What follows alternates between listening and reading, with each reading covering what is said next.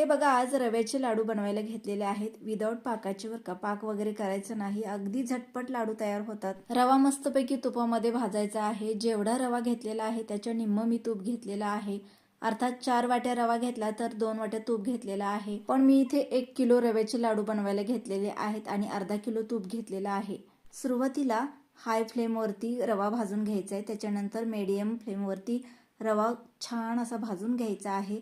त्यानंतर 1 किलो रव्यामध्ये 8 वाटी रवा बसलेला आहे. मी इथे 7 वाटी साखर घेतलेली आहे आणि साखर मिक्सरला वाटून घेतलेली आहे.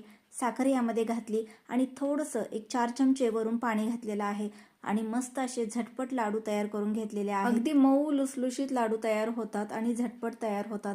हे लाडू मी एका ठिकाणी कार्यक्रमाला गेले होते, तिथे घेऊन गेले होते. या साईजचे 80 लाडू झालेले होते 1 किलो रव्यामध्ये. चला तर मग आजचा व्हिडिओ आवडल्यास सबस्क्राईब करा आणि या लाडू खायला.